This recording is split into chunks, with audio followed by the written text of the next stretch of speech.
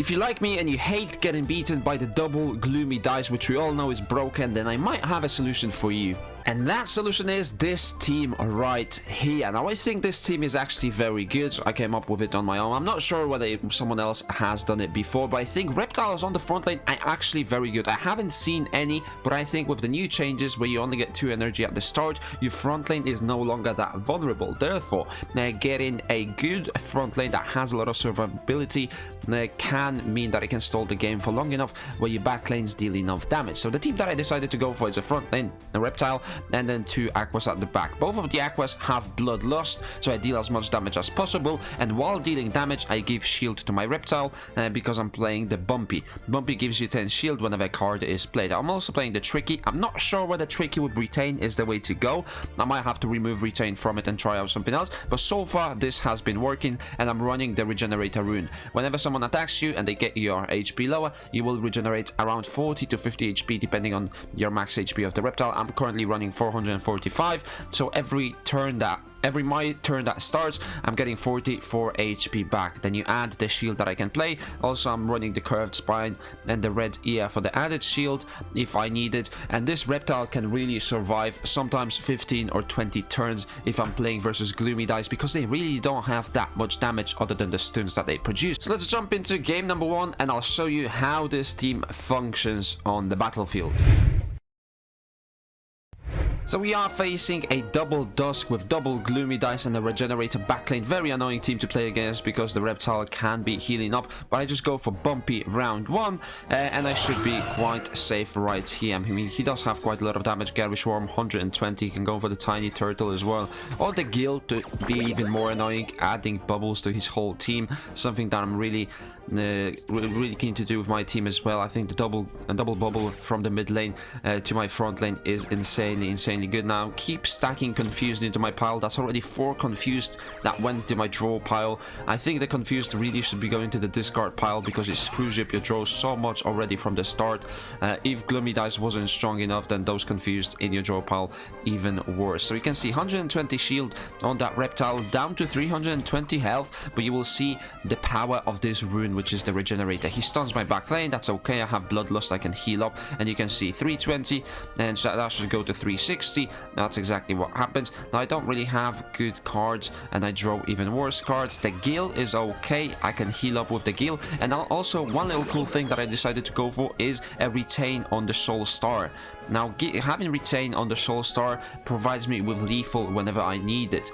So I just keep the Soul Star in my hand. I can go for a kill here, so that's exactly what I do. I think retain on the Soul Star, or retain in general, will be a very good charm that can swing the game in your favor if you use the retains on the right cards. I'm also running the tiny dino, which has retain built into it, so that's helpful as well. And in the last couple of rounds, nothing really happened, but I get a draw in turn 11 where I get a lamb, I get a clamshell, and again I get a soul star with the retain, so I can finish off this mid lane Dusk. Now I'm stacking a lot of confused in my draw pile. I kill this Dusk, that's okay.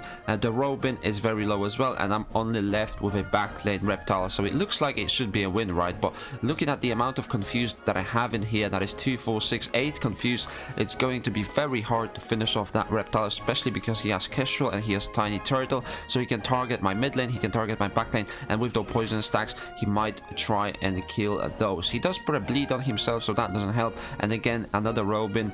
I can't really clear it because I'm probably not going to draw enough cards to attack even with the goldfish. I can kill one. Let's see if I can kill another one. Doesn't look like it, so I should be just skipping this turn. No point playing tricky because the double hex will annihilate me again. And for the next couple of rounds, nothing really happened. I kept adding confused into my pile, trying to kill that reptile. I've got 18 stacks on my mid lane, which is on 1 HP. That will definitely die this turn. I still got 2 fears, so trying to play anything is going to screw me over. So luckily I get curved spine, I get some shield. Not sure why I played it on the back lane.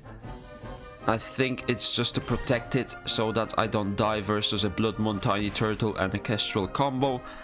So I'm just protecting that back lane as much as I can because the front lane should be safe with the regenerator rune. He still goes for the stun, but I don't think it triggered. That might be a bug actually. It doesn't look like I have the stun. Maybe does he have to break the shield? he has to apply HP loss. Okay, so he didn't break shield, so I can't really be stunned, and I go for the koi, and I finally finish off that team. A lot of debuffs on my Axies, a lot of poison stacks. Those confused were not helping, but it is definitely beatable with this team. The bumpy on the front lane makes it very hard to kill that Axie, and the double bloodlust allows me to keep healing when I'm playing versus poison and when I'm playing versus tiny turtles, which can target any Axie. So this is how this team can do versus double Gloomy. The only real counter versus this team is an Oranda, which gets rid of your front lane rune, which is just broken, absolutely broken. How can you get rid of a rune with a this spell from Oranda? And in the second game, again, I'm facing versus a unique team, which is a Gloomy Dice and a double regenerator, this time with Soul Stars as well. So quite the team that my opponent has. Just to remind you, all of these games are in Challenger. This is the highest you can go, really. So we will see quite some unique teams to start off with. Not that bad playing versus one Gloomy Dice, especially when they start off with a Hex.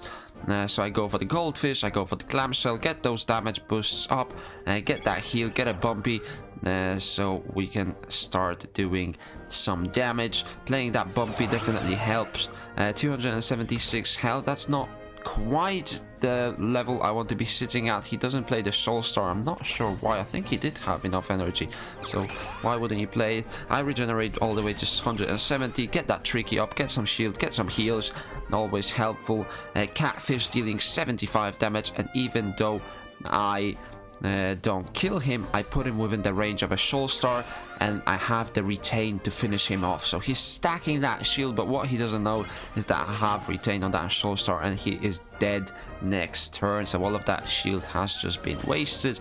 I can simply go for the Soul Star, and even though he has a bubble, it still kills. I put 2 Goose in my draw pile, or in my discard pile rather, which is okay.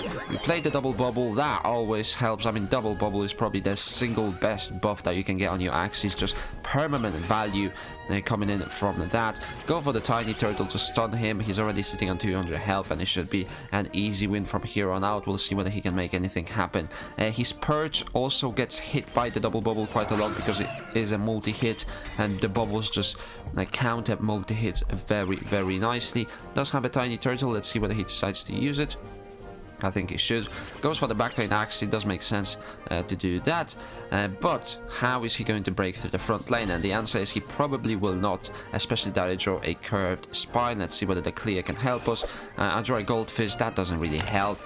Tiny Dino, 85 damage, curved spine, put that shield up, and that's all that will really happen in this turn. And in this turn, we should be going for a kill. The Gill will actually give me a bubble bomb, so it will explode for 20, still 15 from the bloodlust, especially because he does have the bubble.